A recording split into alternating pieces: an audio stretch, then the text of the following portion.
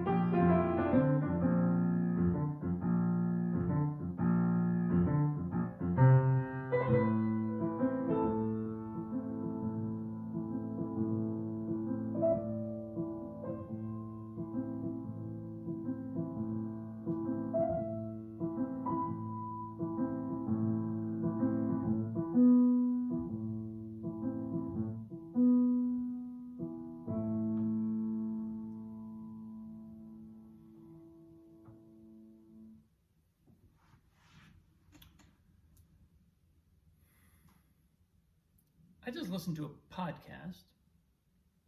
It was Tim Ferriss and Arthur C. Brooks. It was Tim Ferriss' podcast. Arthur C. Brooks is a social scientist and professor of all kinds of stuff, works in nonprofit leadership, but he's most recently, I don't know how long he's been at this, but he got into what he calls the happiness field, which is basically scientific research around the phenomenon of human happiness, what makes humans happy, what makes humans unhappy, how to actively manage our own happiness. And wow, there's a string of insights pouring out of him that it was like I wanted to start taking notes. I was listening to this podcast and I'm going, I should be writing all of this down. It was like seeing a picture come into view through like a pointillist picture starting to take shape from all the different little resonant nuggets of what this guy was saying.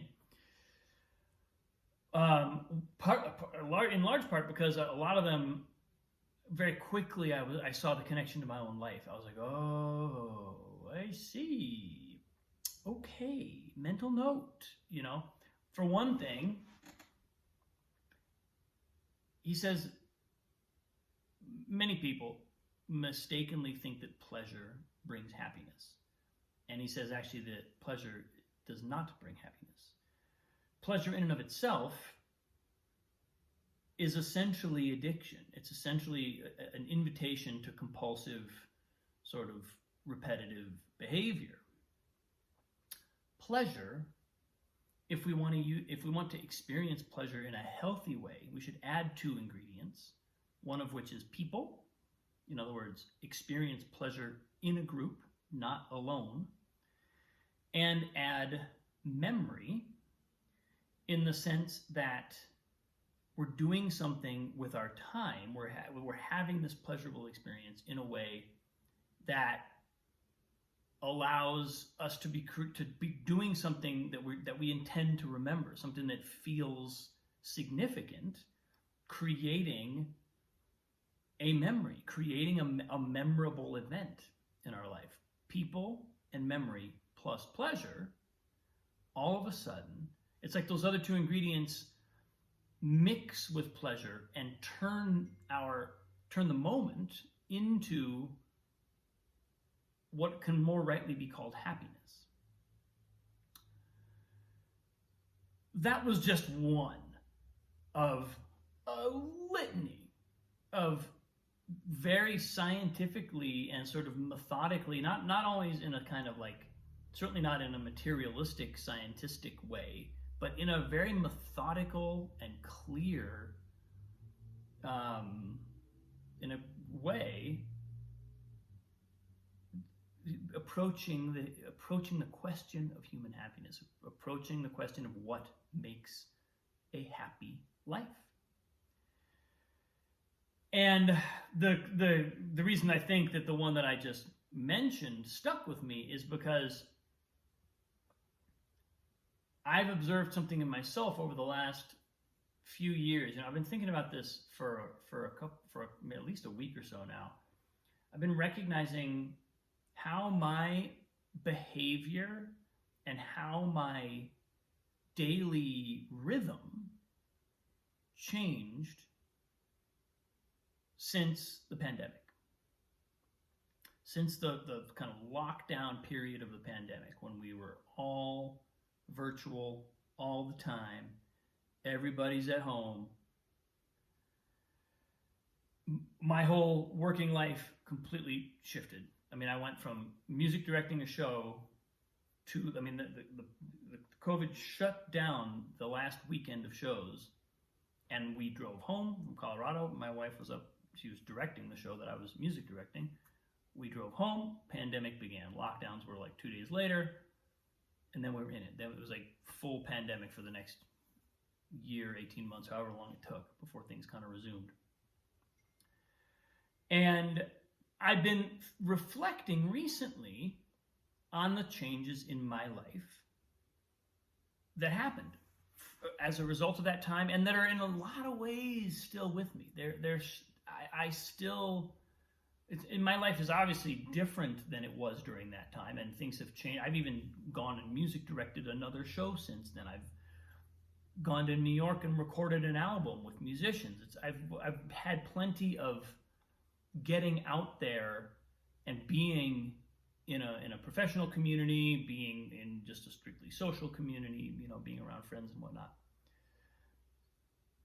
But there's a baseline of how much contact with the world I have every day that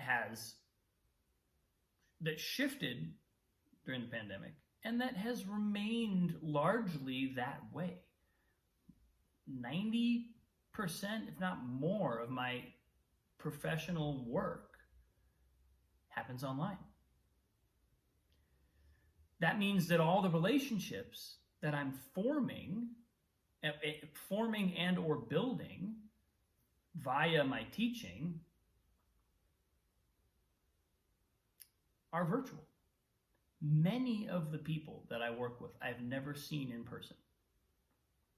I've had an entire 2-year relationship with a teacher of mine, meeting a piano teacher and studying with her intensely, a little over 2 years, whom I've never seen in person.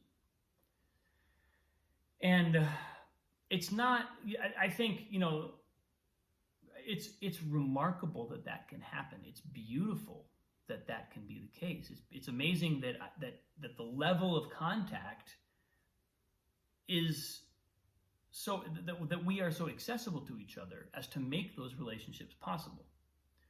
But it also means that the time spent in those relationships is always measured by screen time. It's circumscribed by the kind of protocols and general cultural customs of relating through a digital device, which is just completely, it's a different culture than relating to a human being in person. I've spent more time, actual time, in contact with people that I would say I barely know. But because I've gone to a party, a birthday party, or I've gone on play dates with my kids, handful of times I've met these people, but I've spent long hours with them, 3, 4, 5 hours in a row, kind of uninterrupted.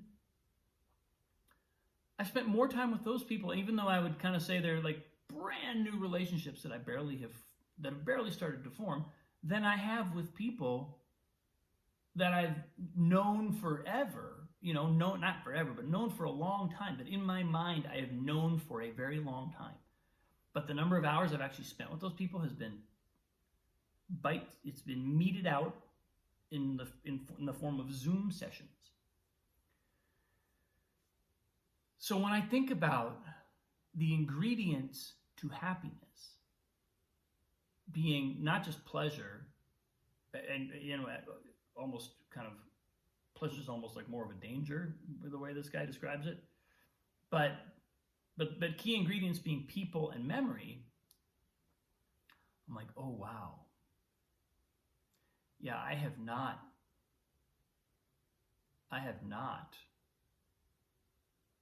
been adding those ingredients nearly enough.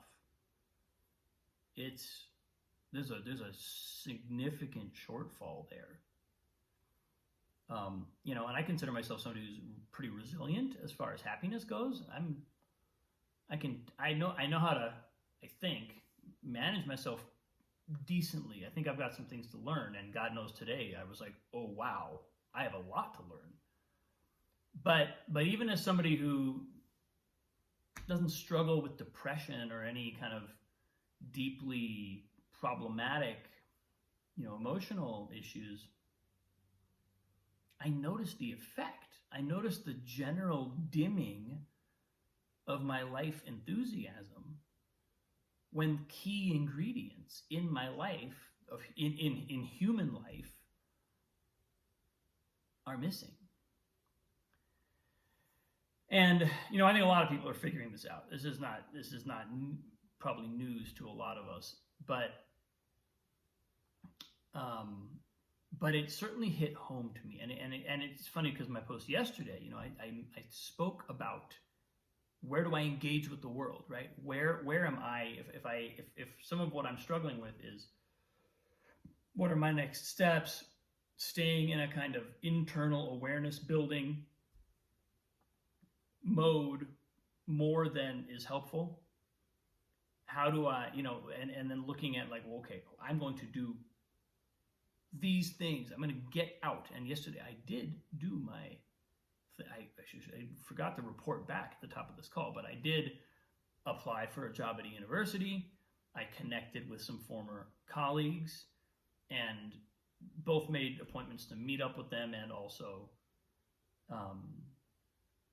let them know that I was looking for that I'm in the market for piano students, and just kind of I felt like I extended my reach into a concrete circle of people who are actually in my neighborhood that I can go see, kind of getting the ball rolling in the here and now locality of where I am. And doing that felt good. They were baby steps, and I feel like I should probably do like 3 of those things a day for a while until it just becomes habit to engage that way. But then to have this podcast sent to me by my brother this morning or yesterday evening or whatever, and listen to it and have that be literally spelled out as like one of the scientifically certified components of happiness, I was like, okay. Okay. The message is trying to come through.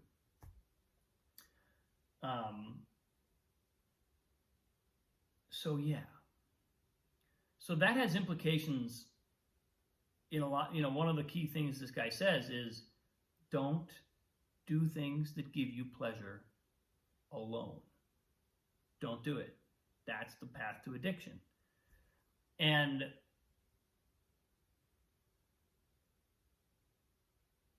that's something I could afford to watch. That's something I could afford to keep an eye on in terms of how I, either in my, mostly it's like my home daily life, what am I doing in a way that is kind of unconsciously designed to give me a hit of pleasure or a hit of enjoyment, but that I'm limiting and potentially even sort of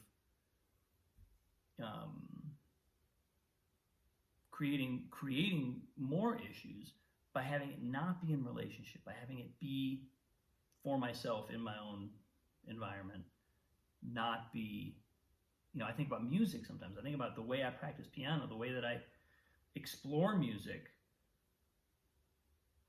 I mean, it's not that I never share it with other people, but there's a preponderance of time spent in a kind of interior exploration. But music inherently reverberates. It reverberates out. Sound wants to travel. Sound wants to find ears. If a pianist is playing alone in a room and nobody hears it, did it make any sound? I know, it's a really bad twist on that phrase, but I'm thinking about it. It's on my mind now that I've, especially since yesterday, and then with this sort of barrage of information today, I'm like, okay, this is clearly where my attention's supposed to go. People and memories. See how that affects. If I prioritize those two things for a period of time, what would happen? What happens when I do that? Yeah, that's where I am today, folks. Thanks for watching. I'm sure there'll be more of this, where that came from. But have a great day. I'll see you soon.